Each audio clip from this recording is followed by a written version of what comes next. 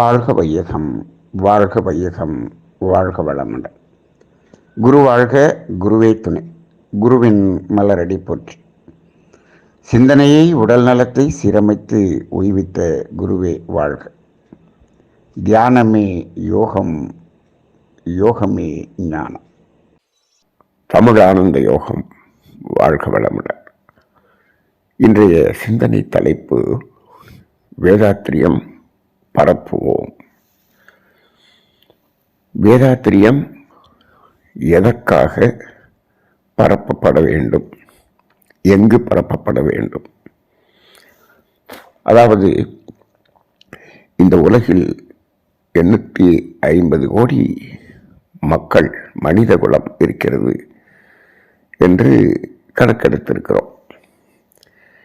இந்த ஒட்டுமொத்த மனித குலமும் இப்பொழுது வருடத்துக்கு வருடம் அதனுடைய மன உணர்வுகளில் எதை அதிகரித்து கொண்டிருக்கிறது என்று பார்த்தால் துன்பம் என்பது அதிகரித்து கொண்டே இருக்கிறது என்பதை உணர்ந்து கொண்டு இருக்கிறது. அதாவது வசதிகள் பெருகிக்கொண்டே இருக்கிறது. விஞ்ஞான கருவிகள் அதிகமாக கண்டுபிடிக்கப்பட்டு பயன்பாட்டுக்கு வந்து கொண்டும் இருக்கிறது. ஆனால் ஒன்று மட்டும் எல்லோருக்கும் நிச்சயமாக தெளிவாக புரிகிறது. மன அமைதி என்பது மட்டும் குறைந்து கொண்டே வருகிறது. சரி, அதே போல உடல் ரீதியாகவும் மன ரீதியாகவும் துன்பம் என்பதும் அதிகரித்து கொண்டே வருகிறது. இப்போ எல்லாவற்றிலும் மனிதனுடைய தேடுதல் இப்பொழுது எதை நோக்கி சென்று கொண்டிருக்கிறது என்று சொன்னால் அமைதி, துன்பம் இல்லாத ஒரு வாழ்க்கை. இப்போ இதைத்தான் தேடிக்கொண்டிருக்கக்கூடிய நிலை வந்துவிட்டது. சரி, இப்போ அதற்கு எது தீர்வாக இருக்க முடியும் என்று சொன்னால் ஒரே ஒரு புரிதல் தான் அதற்கு தீர்வாக இருக்க முடியும்.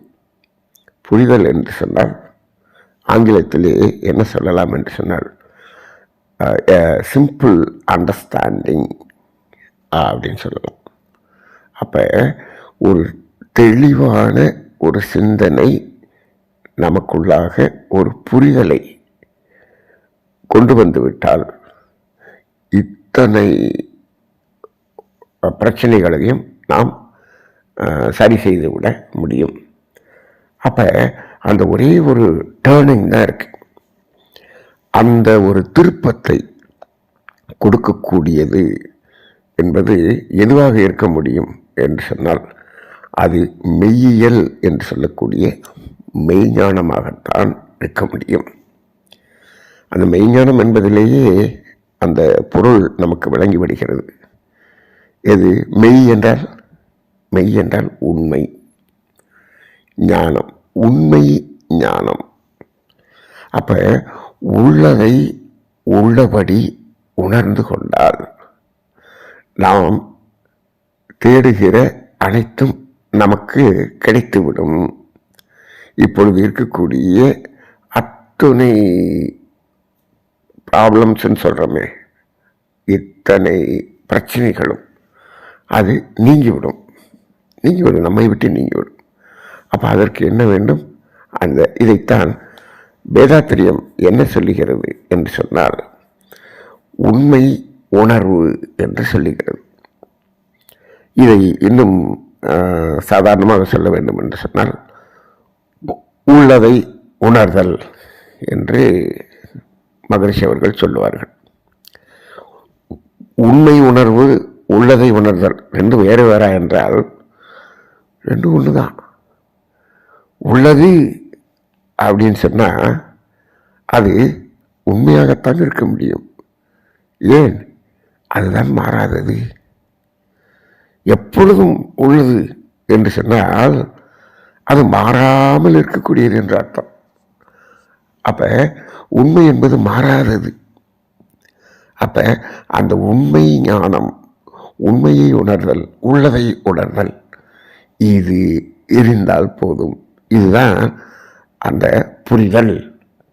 அதை சித்தர்கள், ஞானியர்கள், மகான்கள் இந்த உலகுக்கு பல ஆண்டுகளுக்கு முன்னமே கொடுத்து சென்று விட்டார்கள். ஆனால் அது நம்பிக்கையின் அடிப்படையில், பக்தியின் அடிப்படையில் அதை கொடுத்திருந்தார்கள். அது முழுமையாக தெளிவுபடுத்தக்கூடிய அளவுக்கு கொடுக்கப்படவில்லை. ஆனால் அந்த நம்பிக்கை என்ற பக்தி அந்த காலத்தில் பயன்பட்டது. இப்பொழுது அந்த நம்பிக்கை என்பது பயனற்றதாக மாறிக்கொண்டே வருகிறது. ஏனென்று சொன்னால் அறிவின் வளர்ச்சி கூடிவிட்டது, விஞ்ஞானம் அதிகரித்து விட்டது, அனைவருக்கும் கல்வி என்ற ஒரு நிலையில் இந்த புறக்கல்வியை மனிதன் கற்றுக்கொண்டால் இப்போ என்ன தேவைப்படுகிறது என்று சொன்னால் அவனுக்கு தெளிவான விளக்கத்தோடு கூடிய ஒன்று தேவைப்படுகிறது. அப்படி அந்த மெய் என்ற உணர்வை, ஞானத்தை தெளிவாக விளக்கி, அதாவது இன்னும் சிம்பிளிஃபைடு என்று சொல்வார்கள், எளிமையாக விளக்கி அதை சமுதாயத்துக்கு கொடுத்திருக்கக்கூடிய தத்துவம்தான் வேதாத்திரியம். அப்படி என்றால் இன்று இந்த சமுதாயத்துக்கு தேவை என்ன என்று சொன்னால் இந்த வேதாத்திரிய தத்துவங்கள் தான் தேவை. அப்படி என்றால் இதை என்ன செய்ய வேண்டும்? சமுதாயத்தின் ஒவ்வொரு மனிதன் மனதுக்குள்ளாகவும் இதை எடுத்து செல்ல வேண்டும். அதனால தான் இன்றைக்கி என்ன தலைப்பு கொடுத்துருக்கோம்? வேதாத்திரியம் பரப்புவோம் என்று நான் சொல்லிக் கொண்டிருக்கிறோம். சரி, இதை தெளிவாக புரிந்து கொண்டு நான் வாழ்ந்து கொண்டால் போதுமல்லவா? இதை எதற்காக பரப்ப வேண்டும் என்று சொன்னால் அதில் ஒரே ஒரு காரணத்துக்காகத்தான் இதை பரப்ப வேண்டும்.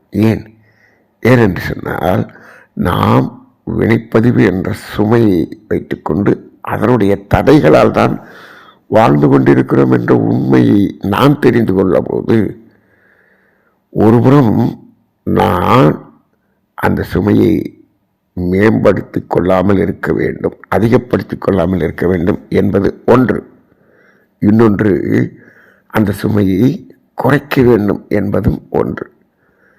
அந்த கர்மவினை என்ற சுமையை குறைப்பதற்கு இதை பரப்புவது என்பதுதான் உண்மையான முக்கியமான அந்த புண்ணிய செயலாக மாறுகிறது. அறிவின் வறுமையை போக்கும், துன்பம் போக்கும் செயல் என்ற பெரிய புண்ணியம், புண்ணியத்திலும் புண்ணியம், பெரிய புண்ணியம் என்பது அறிவு வறுமையை போக்குவது. அப்படி என்றால் இதை பரப்புவது என்று இந்த சமுதாயத்துக்கு எடுத்து செல்வது என்பது பெரிய புண்ணியமாக இருக்கிறது. ஆனால் அதில் ஒன்றே ஒன்று மட்டும் தெரிந்து கொள்ள வேண்டும், அதை உள்ளது உள்ளபடியே பரப்ப வேண்டும். அதில் என்ன செய்யக்கூடாது? அதில் சுயநலத்துக்காகவோ சமுதாயத்தில் இருக்கக்கூடிய மக்கள் விருப்பத்துக்காகவோ அதற்கு தகுந்தாற்போல் இந்த உண்மை உணர்வை மாற்றிவிடக்கூடாது. இதில் மட்டும் விழிப்புணர்வோடு இருந்து அதை செய்ய வேண்டும் என்பதுதான் உண்மை. அப்படி அந்த வேதாத்திரியத்தில் எது எளிமையான ஒரு தத்துவம் என்று பார்த்தால் இறைவன் என்பதில் இருக்கக்கூடிய குழப்பம் இருக்கிறதே, அதில் வேதாத்திரியம் கொடுக்கக்கூடிய தெளிவு என்பது மிக தெளிவாக கொடுக்கப்பட்டிருக்கிறது. இன்று உலகம் முழுவதும் இருக்கக்கூடிய பெரிய துன்பம் இறைவன் என்பது யார் என்று தெரியாத துன்பம். இதை மகரிஷி அவர்கள் சொல்வார்கள். மகரிஷி அவர்கள் இதை ஒரு கணித சூத்திரம் போல நமக்கு கொடுத்து விட்டார்கள். என்ன அது என்று சொன்னார். யார் மனிதன்? மனிதன் என்பவன் யார்? சரி, இறைவன் என்பவன் யார்? இதற்கு அவர் ஒரு ஃபார்முலா சொல்கிறார் பாருங்க. அதாவது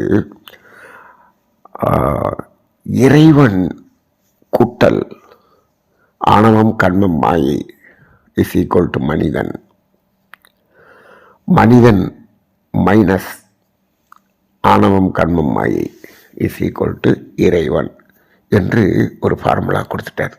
அப்போ பாருங்க, இறைவனே தான் மனிதனாகவும் இருக்கிறான். மனிதன் தெய்வமாகலாம், இறைவனாக மாற முடியும். அப்போ இந்த இடத்துல அந்த கழிவுகள் என்று சொல்லக்கூடிய அந்த ஆணவம் கண்மம் மாயை என்ற ஒன்று இணைந்து இருப்பதனால் தான் மனிதனாக இருக்கிறான்.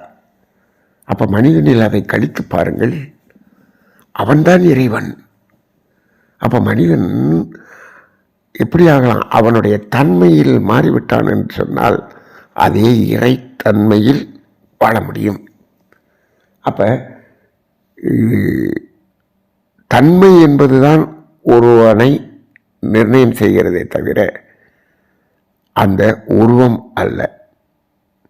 உருவம் எப்படி இருந்தாலும் தன்மையை வைத்துத்தான் அவனது வாழ்க்கை.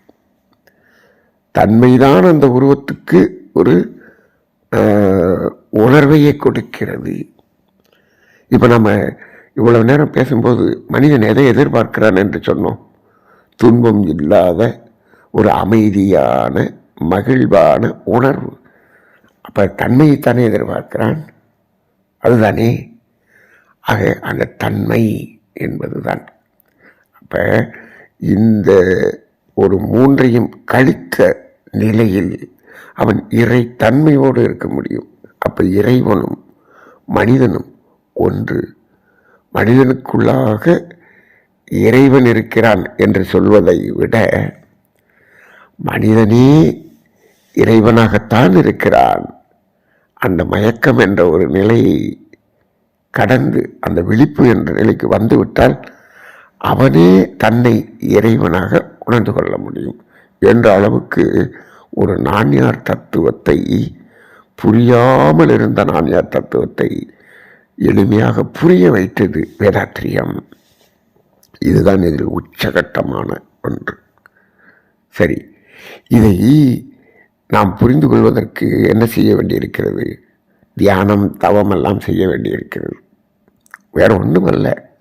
தியானம் தவம்னு சொல்லி இந்த சமுதாயத்தில் அதை ஏதோ ஒரு பயமுறுத்தி வைத்திருந்தார்கள். இதற்கு நீ பிரம்மச்சரியம் என்ற ஒரு நிலையில், ஒரு துறவு நிலையில் வந்துவிட வேண்டும், இப்படி இருக்க வேண்டும், அப்படி இருக்க வேண்டும். மகரிஷி அவர்கள் இல்லறத்தில் இருந்து கொண்டே இந்த தியானம் தவம் எதை எப்படி செய்வது என்று சிம்பிளிஃபைடு என்று அதை என்ன செய்து விட்டார்? எளிமைப்படுத்தி விட்டார்.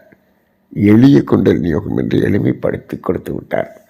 அப்போ தவம் செய்வதற்கு என்ன வேண்டும், என்ன தகுதி வேண்டும் என்று கேட்டால் மகரிஷி என்ன சொல்கிறார்? உடலும் உயிரும் இணைந்து இருந்தாலே போதும், அவர் தவம் செய்ய முடியும் என்று அந்த தவம் தியானம் என்பதற்கு எளிய விளக்கத்தை கொடுத்து அதன் பின் அதை செய்வதற்கான பயிற்சியை கொடுக்கிறார். உடலில் உயிர் இருக்கிறது, அந்த உயிரின் படர்க்கை நிலைதான் மனம். படர்ந்து கொண்டிருக்கக்கூடிய உயிரை, அது மனதை அந்த உயிரிலேயே செலுத்துவது தியானம். ரொம்ப அப்படி சொல்லி இதை எளிமைப்படுத்தி விட்டார். ஆக அந்த பக்தி என்ற ஒரு நிலை, அதிலிருந்து ஞானம் என்ற ஒரு நிலைக்கு மகரிஷி அவர்கள் எளிமையாக எடுத்து செல்கிறார். ஞானம் என்பது தெளிவு, விளக்கத்தோடு கூடிய தெளிவு. அப்போ இது எப்படி என்றால் அதை நடைமுறையில் அதை மனம் ஏற்றுக்கொள்ளக்கூடிய அளவுக்கு அதை விளக்கி கூறிய ஒன்று இந்த வேதாத்திரிய தத்துவம். சரி, இந்த வேதாத்திரியம் மட்டுமல்ல. வேதாத்திரி மகரிஷி சொல்லுவாங்க, எந்த மதமாக இருந்தாலும் சரி, அந்த மதத்தை தோற்றுவித்த தலைவர்களுடைய நோக்கம் என்பது, எல்லா மதத்தினுடைய தலைவர்களின் நோக்கமும் இரண்டே இரண்டு தான் என்று சொல்வார்கள். இதை தவிர வேறு எதுவுமே இல்லை. நீங்கள் அதனுடைய ஆழத்திற்குள் சென்று அந்த மதம் தோற்றுவித்தவரனுடைய அடிமனதில் எழும் அந்த முதல் தோற்றம் என்னவாக இருக்கிறது என்று சொன்னால், ஒன்று இறை உணர்வு, இன்னொன்று அறநெறி. இறை உணர்வும் அறநெறியும் என்ற ஒன்றை அடிப்படையாக கொண்டுதான் அத்துணை மதங்களும் இருக்கிறது, அத்துணை ஆன்மீக பயிலகங்களும் இருக்கிறது. ஆனால் அது சென்று கொண்டிருக்கும் பாதைகள் வேறு வேறாக இருக்கலாம். அதை அடையக்கூடிய இடமோ இறை உணர்வும் அறநெறியும் மட்டுமே.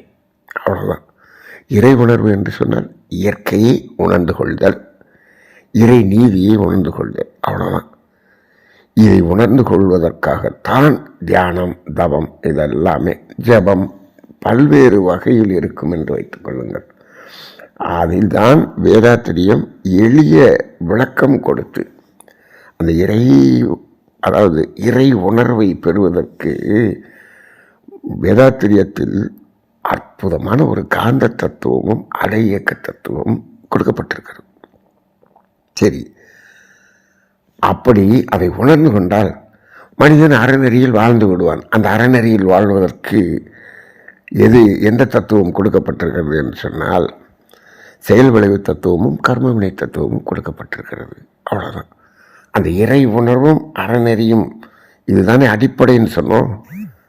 அதுதான் அந்த இறை உணர்வு என்பதற்கு காந்த தத்துவம், அலை இயக்க தத்துவம், அறநெறி என்பதற்கு செயல் விளைவு தத்துவம், கர்மவினை தத்துவம். அதனால தான் நம்ம தமிழ் ஆனந்த யோகத்தில் இந்த நாளும் மிக மிக மிக அவசியம் என்று அடிக்கடி சொல்லி கொண்டிருக்கிறோம். அவ்வளவுதான்.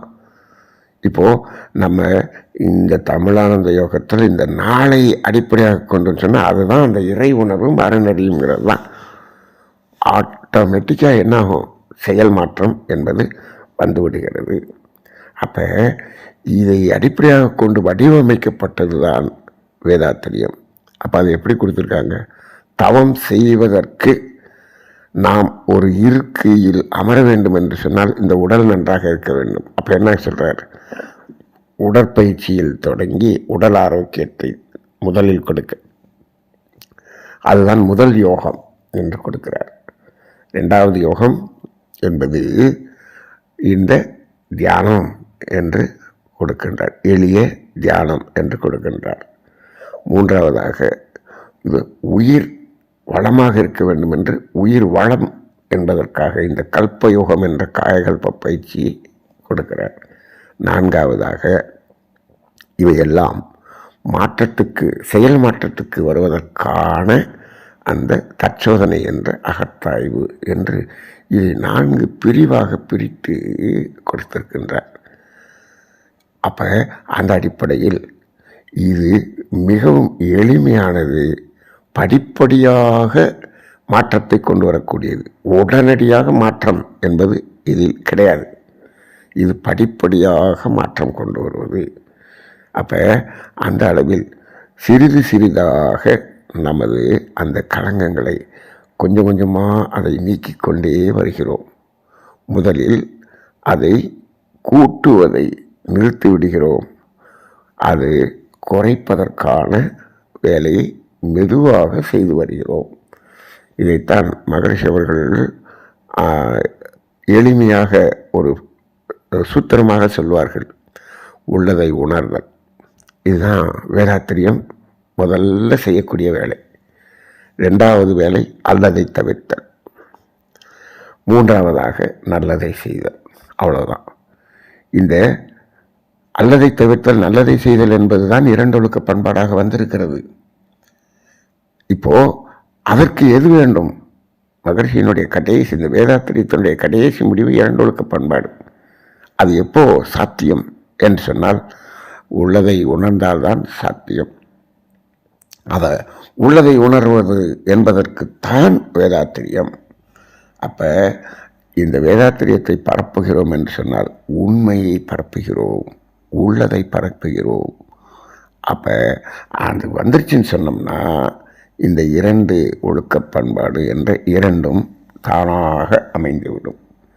இதைத்தான் எல்லோரும் கூறினார்கள், அன்பும் கருணையும் என்று சொல்லியிருக்கிறார்கள். அன்பு, கருணை, இந்த 2 இல்லாத ஆன்மீகம் எங்காவது இருக்கிறதா? ஈசஸ்லேருந்து, முகமது நபியிலிருந்து, ஆதிசங்கரிலிருந்து யாராக இருந்தாலும் எல்லோரும் கடைசியில் வந்து எங்கே நிற்கிறாங்க? அந்த அன்பு. அன்பு என்றால் என்ன? யாருக்கும் துன்பம் கொடுக்காமல் இருத்தல். எதற்கு? ஒரு உடலுக்கோ மனதுக்கோ துன்பம் கொடுத்து நாம் வாழ வேண்டுமா? ஒரு கேள்வி. அப்போ வாழ்வது என்றால் என்ன? வாழ்க்கைக்கு என்ன வேண்டும்? இதற்கு துன்பம் கொடுக்காமல் வாழ முடியாதா? எவ்வளவு பெரிய ஆற்றல், இந்த உடல் ஆற்றல், உயிர் ஆற்றல், மனதின் ஆற்றல் எவ்வளவு இருக்கிறது. இதை வைத்துக்கொண்டு எதற்கு நான் துன்பம் கொடுத்து வாழ வேண்டும்? இப்பொழுதெல்லாம் எந்த நிலை இருக்கிறது பாருங்கள். உலக நாடுகள் எல்லாம் போரிட்டு அவை தான் உயிர் வாழ்வதற்காகவா இந்த போராடுகிறது? இல்லையே. ஏதோ ஒரு மயக்கம், தான் தனது என்ற பற்று, எல்லாவற்றையும் நானே வைத்துக்கொள்ள வேண்டும். என்ன செய்ய போகிறாய்? ஒரு நாள் உடலிலிருந்து உயிர் பிரிந்து விடப் போகிறது, அவ்வளவுதானே.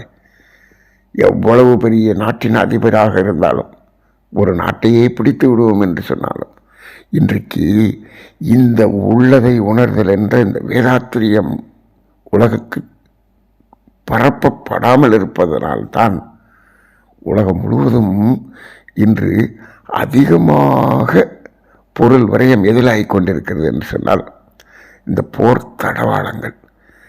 இப்பொழுது நீங்கள் இதை கேட்டுக்கொண்டிருக்கக்கூடிய நேரத்தில் எத்தனை நாடுகள், எவ்வளவு தடவாளங்கள் கடந்த 2 நாட்களாக அந்த போர் தடவாளங்கள் உற்பத்தி செய்யக்கூடிய அந்த தொழிற்சாலைகளுக்கு மட்டும் அதனுடைய மதிப்பு மட்டும் பன்மடங்கு உயர்ந்திருக்கிறது, மற்ற அனைத்தும் குறைந்திருக்கிறது. அப்போ மனிதன் எங்கே இருக்கிறான்? இப்படிப்பட்ட ஒரு நிலை, அந்த போரில்லா நல்லுலகம் என்று சொல்லுகிறார்களே, அந்த அளவுக்கு நாம் இதை உணர்த்த வேண்டிய ஒரு காலகட்டத்தில் இருக்கிறோம். அப்போ இந்த வேதாத்திரியம் என்ற உண்மை உணர்வு இது பரப்பப்பட வேண்டுமா வேண்டாமா? கண்டிப்பாக இன்றைய சமுதாயத்தில் இப்படிப்பட்ட ஒரு எளிமையான புரிதல் இந்த உலகத்துக்கு கொடுக்கப்படவில்லை என்று சொன்னால் வேறு எந்த வகையிலும் இந்த மனிதனிடம் மாற்றத்தை கொண்டு வருவதற்கு சாத்தியமே இல்லை. அவ்வளவு எளிமையான தத்துவத்தை நாம் நீத்து போக செய்யாமல் உள்ளது உள்ளபடியே வேதாத்திரியத்தை பரப்புவோம். அதற்காக அந்த பணியை எடுத்து இதை தத்துவத்தை மனிதனுக்கு கொண்டு செல்வது ஒன்றுதான் இந்த அறக்கட்டளையின் நோக்கம் என்ற அடிப்படையில் இந்த அறக்கட்டளை எந்த இடம் வாங்குவதோ கட்டடம் கட்டுவதோ இப்படியெல்லாம் எதுவும் செய்வதில்லை என்ற ஒரு நோக்கத்தோடு. ஏனென்று சொன்னால் இதையெல்லாம் சொல்வதற்கு கட்டிடங்கள், ஆயிரக்கணக்கான கட்டிடங்கள் சும்மா இருக்கிறது. எத்தனை கோயில் மண்டபங்கள் சும்மா இருக்கு, அங்கே யாருமே இல்லை, அப்படி இருக்கிறது. அப்படி இருக்கும்போது இருப்பதை பயன்படுத்தி தத்துவத்தை கொடுப்பதுதான் வேதாத்திரிய சீடனின் உண்மையான பணியாக இருக்குமே தவிர இதற்கு மேலும் மேலும் மேலும் மேலும் கட்டடங்களை கட்டி வைத்திருக்கிறார்கள். கட்டடங்களில் அமர்வதற்கு ஆள் இல்லை. 500 பேர் உட்கார அளவுக்கு அப்படியே அந்த தியான மண்டபங்கள் கட்டப்பட்டு விட்டது. ஆனால் உள்ளே 10 பேர் உட்கார்ந்துருக்காங்க. அத்தனையும் துரோகம், சமுதாய துரோகம். அந்த இடத்துல எத்தனை குடும்பங்கள் வாழ முடியும்? இயற்கை அந்த தட்பவெப்பத்திலிருந்து பாதுகாப்பு கொடுத்து வாழ முடியும். அவையெல்லாம் வீடுகளாக இருந்திருந்தால் கூட அவை வாழ்ந்து கொண்டிருக்கும். அதையெல்லாம் நம்ம என்னவா கட்டி வச்சிட்டோம்? பெரிய பெரிய பெரிய பெரிய ஹாலாக கட்டி, பெரிய பெரிய பெரிய ஆசிரமங்களாக கட்டி, அதெல்லாம் எப்படி இருக்குது? அப்படியே அது ஆக்கிரமிப்பு செய்யக்கூடிய வேலையை செய்து கொண்டிருக்கிறோம். இருப்பதை பயன்படுத்துவதற்கே முடியவில்லை. எதற்காக? மகரிஷி அவர்கள் ஒரு காலத்தில் சொல்லுவார், என்ன சொல்லுவார்? இந்த கோயிலில் இருக்கக்கூடிய ஒவ்வொரு மண்டபங்களும் என்னவாக இருக்கணும்? இந்த தத்துவத்தை, வேதாத்திரியத்தை சொல்லிக் கொடுக்கக்கூடிய இடங்களாக இருக்க வேண்டும். அங்கே ஒரு 50 பேரை உட்கார வச்சு சொல்லலாமே. பெரிய பெரிய பெரிய மண்டபங்கள் எல்லாம் இருக்கிறது. ஆனால் இப்பொழுது என்ன சொல்கிறார்கள்? எனக்கு என்று ஒரு மண்டபம், எங்களுக்கு என்று ஒரு மண்டபம், எங்களுக்கு என்று ஒரு இடம் வேண்டும், எங்களுக்கு என்று ஒரு இந்த இடத்தை வைத்துத்தான் நான் அதை பரப்பப் போகிறேன். பரப்பப் போகிற வேலையை செய்ய விட்டுவிட்டு இடத்தை பராமரிக்கிற வேலையை செய்ய மட்டும்தான் முடிகிறதே தவிர அதற்கே முடியவில்லை. அந்த நிலை வந்துவிட்டது. அப்போ நம்மளுடைய பணி என்னவாக இருக்க வேண்டும்? வேதாத்திரியம் என்ற தத்துவத்தை கொண்டு செல்வது என்பது மட்டும்தான் இருக்க வேண்டும். அதை அந்த அறக்கட்டளை தோன்றும் போதே நாம் இது மட்டும்தான் பணி, எதையும் செய்வதில்லை என்று அதை அங்கு பதிவு செய்து உருவாக்கப்பட்டதுதான் தமிழானந்த யோகம் அறக்கட்டளை. அதன் அடிப்படையிலே வேதாத்திரியம் பரப்புவோம் என்ற இன்றைய சிந்தனை தலைப்பை 100% அதை மட்டுமே செய்வோம் என்ற ஒரு கொள்கையோடு இயங்கிக் கொண்டிருக்கக்கூடிய தமிழானந்த யோகம் இதில் இணைந்து அந்த தொண்டு சேவை செய்து கொண்டிருப்பவர்கள் 100% உண்மையான சேவை தொண்டு என்பதை செய்கிறீர்கள் என்ற அடிப்படையில் தொண்டாற்றி இன்பம் காண்போம் என்ற மகர்ஷியின் கருத்தின் அடிப்படையில் வேதாத்திரியத்தை பரப்புவோம், சமுதாயத்துக்கு கொண்டு செல்வோம், சிறிது சிறிதாக கொண்டு செல்வோம். இப்பொழுது இருக்கக்கூடிய கால சூழ்நிலை இதை கொடுக்க வேண்டிய கால சூழ்நிலையாகவும் இருக்கிறது. இதை கேட்க வேண்டிய அளவுக்கான துன்பம் என்ற ஒரு நிலையின் உச்சத்துக்கு வந்துவிட்டான் மனிதன். இந்த 2025 என்ற வருடம் என்பது மனிதன் தேடுதலுக்கு திரும்பக்கூடிய ஒரு காலம். இப்பொழுது நாம் அதை கொடுப்பதற்கு தயாராகிக் கொள்வோம். அன்பர்களே, வாரீர். வாழ்க வளமுடன்.